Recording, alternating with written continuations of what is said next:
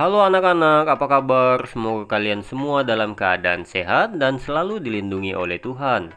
Hari ini kita akan belajar mengenai pembelajaran IPS yang berada dalam tema 5, subtema 2. Ya, anak-anak, untuk lebih jelasnya, mari kita perhatikan materi berikut ini. Ya, yang pertama kita akan belajar mengenai perjuangan pahlawan pada masa kerajaan Islam. Ya, agama Islam di Indonesia itu berkembang pesat di daerah pesisir. Ini dikarenakan karena adanya kerjasama dagang antara pedagang-pedagang Islam dengan pedagang-pedagang yang ada di Indonesia. Anak-anak, semakin kuatnya pengaruh Islam di kalangan para pedagang atau di kalangan penduduk, ini mendorong tumbuhnya kerajaan-kerajaan Islam di Nusantara kita ini. Ya, yang pertama kita akan belajar mengenai seorang tokoh yang bernama Sultan Ba'abullah dari kerajaan Ternate. Sultan Ba'abullah ini adalah seorang raja yang berasal dari kerajaan Ternate yang memerintah dari tahun 1570 sampai 1583 setelah ayahnya bernama Sultan Khairul itu wafat oleh karena penjajah Portugis. Nah, hal inilah yang membuat Sultan Ba'abullah sangat marah dan menyerang Portugis dengan cara bekerja sama dengan kerajaan-kerajaan yang ada di sekitar wilayahnya.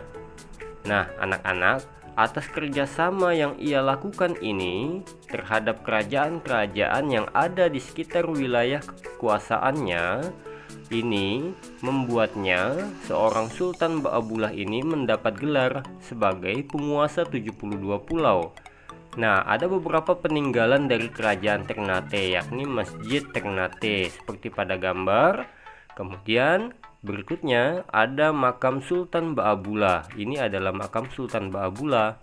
Nah, yang ketiga ada yang namanya benteng kerajaan Ternate. Ini adalah contoh dari benteng kerajaan Ternate. Nah, yang kedua kita akan belajar mengenai Sultan Agung dari kerajaan Mataram. Nah, Sultan Agung ini adalah raja dari kerajaan Mataram. Dia memerintah dari tahun 1613 sampai 1645.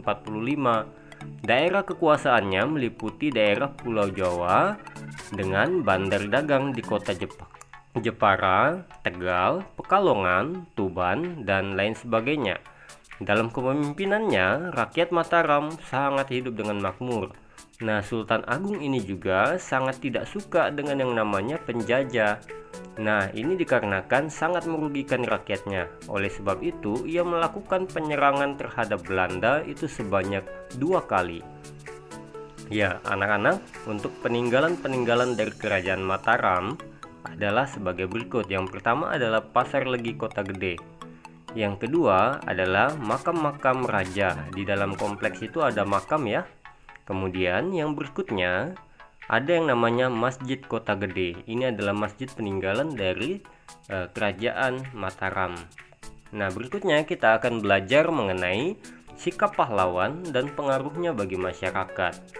Nah, kita memiliki banyak sekali tokoh nasional sebenarnya yang telah berjasa dan memberikan pengaruh-pengaruh pada masyarakat seperti Insinyur Soekarno dan juga Raden Ajeng Kartini.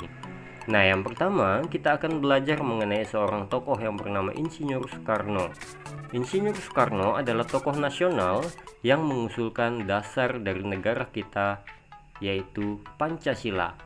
Ia merupakan salah satu dari tokoh yang memproklamasikan kemerdekaan Indonesia kita loh. Nah, sehingga ia dikenal sebagai sebutan Bapak Proklamator Indonesia. Nah, yang kedua kita akan belajar lagi mengenai seorang tokoh yang bernama Raden Ajeng Kartini. Raden Ajeng Kartini adalah tokoh yang memperjuangkan kesetaraan hak untuk perempuan yang ada di Indonesia. Ia sangat aktif untuk menuliskan surat-surat kepada teman-temannya yang berada di Belanda. Isi suratnya itu menceritakan ketertarikannya akan kesetaraan hak antara laki-laki dan perempuan yang berada di luar negeri sana. Nah, surat-surat yang ditulis ini itu kemudian dibukukan. Nah, Dari bukunya ini diberi judul Habis Gelap Terbitlah Terang. Ini sangat terkenal sekali loh. Untuk memperingati jasa-jasanya, setiap tanggal 21 April diperingati sebagai Hari Kartini. Anak-anak, cukup dulu pembelajaran kita hari ini. Semoga bermanfaat. Terima kasih, sampai jumpa.